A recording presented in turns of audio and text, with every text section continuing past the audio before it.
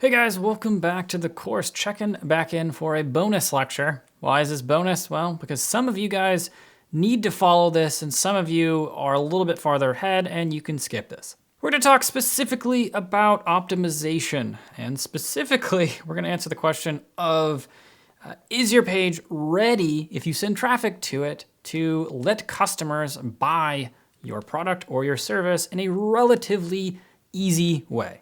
Now, shocker, if your site isn't ready from a functional sense, it can't collect payment, then you're not gonna obviously be successful. It doesn't matter how much traffic you send to your page, obviously they can't pay you. Therefore, all of your marketing efforts are going to be a waste. Now, a little bit further than that, if your page isn't optimized in at least a minimal regard, you're also gonna run into problems. You're gonna run into what I call the illusion of a failed campaign. What I mean by that is, let's say you're building out your marketing strategy, you picked your channels, you get out there and you start running them, and people are responding in a positive way. They like what you're saying, they like your marketing message, they're clearly resonating with the way that you're pitching to them. But then as soon as they get to your website, nothing seems to happen. Now, if that happened to you, you would just assume that you misread the situation and that they don't like what you are saying, or you're gathering or collecting the wrong people. Now, I call that an illusion because you might think that you scored yourself a win and you learned something, but in reality, there's no way you could know whether or not it's because your page makes no sense and it just encourages people to leave, or you used a ineffective marketing technique. Now, if your site is already set up and you've taken sales and you're reasonably confident that your site makes sense, please skip this lecture. Do not watch it. I do not want to hear you complain about me talking about things you already know. This is just a quick pit stop for those of you out there that want to make a quick audit of your website to make sure that it is at least set up in a way that you can be successful. If your site is not set up in a way that, one, users can understand, two, easily and in an effective way conveys the benefits of your product or service, and three, allows users to easily pay you, your site is just going to be a dud. So for our audit, we're gonna go over those three things. Can your users understand your site? Can they figure out the benefits of your service relatively quickly? And can they pay you? All right, let's look at a website as an example that makes sense. I'm sure you guys have heard of this one. This in general makes sense. I see where I sign up. I see what they are claiming it does. I can scroll down and see what the features are and why they are benefits. And if I wanna learn more, that's great, it's very simple. And again, areas where I can go the next step if I am interested. Now let's look at one that makes absolutely no sense. I've used this one before because it's just so weird. Poker Coach 2. Can anyone tell what this is?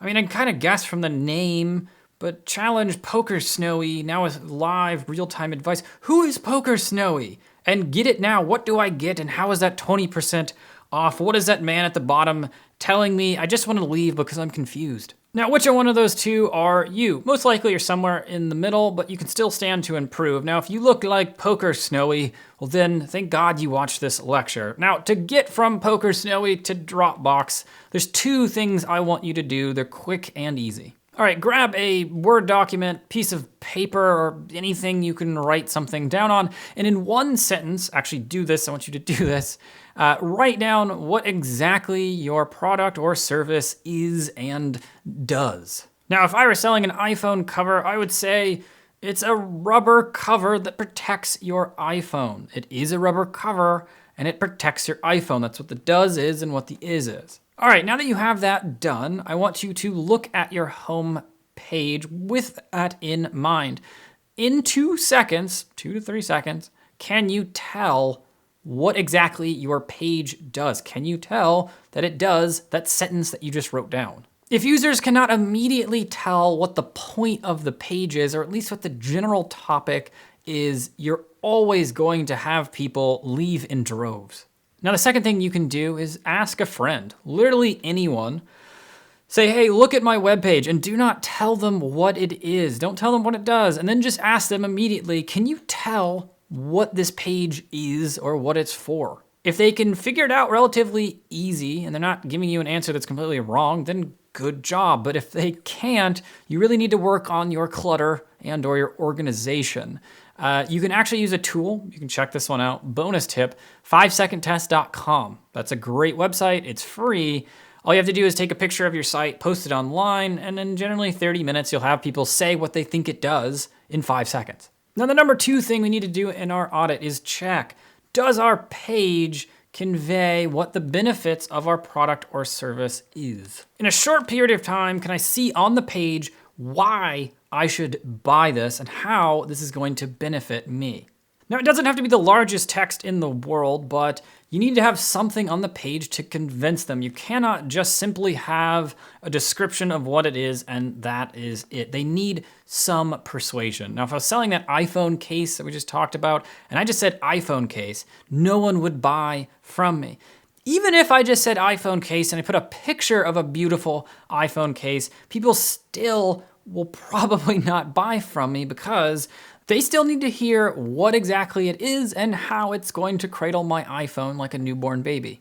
And the last thing we need to check in our quick audit is, can they pay you, right? If someone were happy, satisfied, you convince them that they are gonna pay you money, can they actually do it? I mean, literally, can they do it? Now, if you're not selling something, keep this in mind, or you're doing a free service or something like that, well, your currency is probably gonna be email addresses.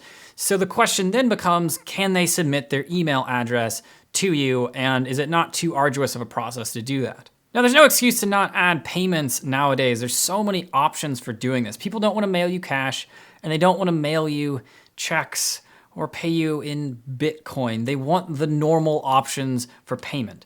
In the next lecture, we're gonna demo adding a Stripe payment account just so I can show you how dead simple it is. You can do it in 5 minutes. Now, if you guys are on a platform like a Shopify or a WordPress or a Magento or a Drupal or any of those big bloated things, you might just have to Google it, right? They all support payments. You just need to figure out how exactly to do it. You just type in the name of your platform plus payments or credit cards, and they almost always will have a guide.